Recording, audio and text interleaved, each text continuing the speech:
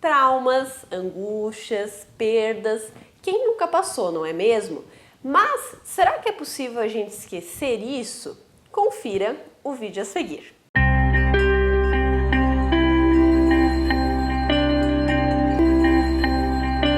Olá pessoal, meu nome é Natana, sou psicóloga. Se vocês estão gostando dos meus vídeos, se inscrevam no meu canal no YouTube para ficarem por dentro dos próximos temas, dos próximos assuntos que eu tratar.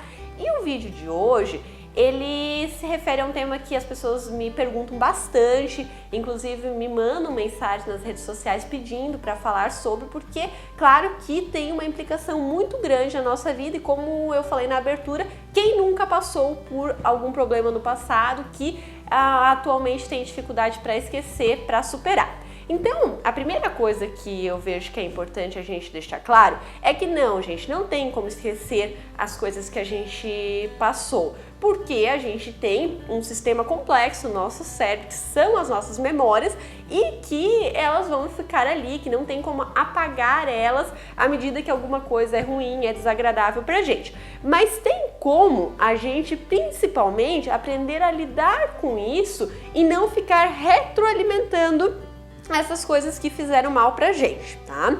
Então, pensando nisso, uma coisa que é muito importante da gente fazer é, em primeiro momento, compreender o porquê que essas coisas machucaram tanto a gente. Claro que tem algumas coisas que são mais óbvias, por exemplo, uma perda de um ente querido. É óbvio que isso vai machucar a gente e que meio que a compreensão já está posta no sentido de que a gente não gosta de perder pessoas queridas. Realmente é um vazio muito grande na nossa vida, uma perda. Então isso é mais fácil de compreender. Só que tem outras coisas que são mais difíceis, situações, por exemplo, por que aquele relacionamento acabou, por que eu passei por tal coisa, aconteceu um acidente, aconteceu um evento que me marcou muito, e isso fica muito presente na minha memória. Então, assim, compreender o que isso representou na nossa vida, por que isso afetou tanto a gente, é o primeiro passo, porque a nossa mente, ela tá sempre em busca de respostas. Então, à medida que a gente não dá essas respostas, que a gente fica ignorando também demais a nossa mente com relação a isso, ela vai ficar trazendo à tona várias e várias vezes esses pensamentos, porque ela quer compreender, ela quer fazer um fechamento. Então, a gente precisa sim parar para refletir, muitas vezes fazer um acompanhamento psicológico para compreender o porquê que aquilo marcou tanto a gente, o porquê que nos fez mal a passar por aquilo, certo? E o segundo ponto, depois que a gente fez essa compreensão, gente, é parar de retroalimentar as coisas, porque eu vejo que muitas pessoas têm essa tendência de ficar assim, falando, não que eu falar muitas vezes ele não é terapêutico, mas assim, a gente às vezes falar para pessoas que não estão prontas para ouvir, que não sabem fazer uma escuta adequada daquilo, muitas vezes só piora, só deixa a gente mais confuso, só faz a gente reviver e sofrer mais com relação àquilo do que realmente ter um efeito benéfico para a nossa vida. Então, a gente tem que sim cuidar para não ficar retroalimentando, porque muitas vezes, à medida que a gente fala de algo muito sofrido pra gente, que gerou algo muito traumático, a nossa mente, ela dispara as mesmas emoções, talvez numa intensidade menor, mas ela dispara emoções muito semelhantes com as que a gente viveu no momento que aquilo estava acontecendo. Então, a gente produz uma série de alterações no nosso cérebro, novamente,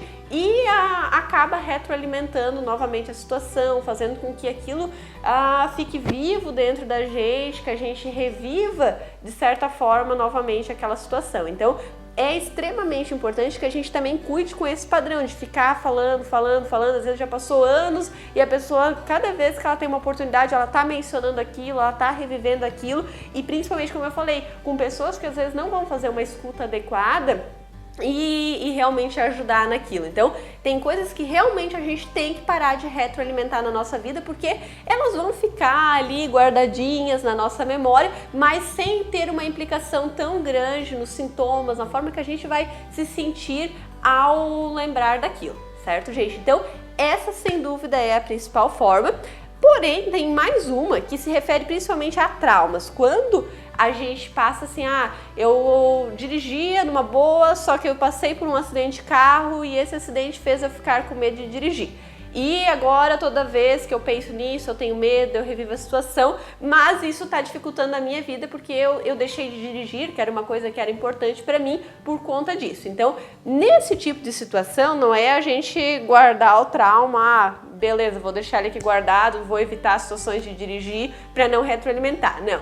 Nesse momento, quando se trata de situações assim, cabe um enfrentamento, no sentido de a gente ir aos poucos, novamente, se aproximando daquilo que a gente, por algum momento, desenvolveu um trauma, para que a gente volte a conseguir lidar com aquilo sem que aquilo limite a nossa vida. Então, tem situações que cabe, porque não tem como enfrentar, que cabe a gente parar de retroalimentar. Mas tem algumas, principalmente aquelas que se referem a um trauma, que a gente acaba apresentando um medo muito intenso, que a gente precisa de certa forma, enfrentar, ir aos poucos, se dessensibilizando, para que isso não venha a limitar a nossa vida. Certo, gente? Então eu espero que ajude vocês essas dicas para lidar com as situações do passado, porque como eu falei, não é possível esquecer elas, mas a forma que a gente vai lidar com certeza vai fazer grande diferença. Um abraço e até mais!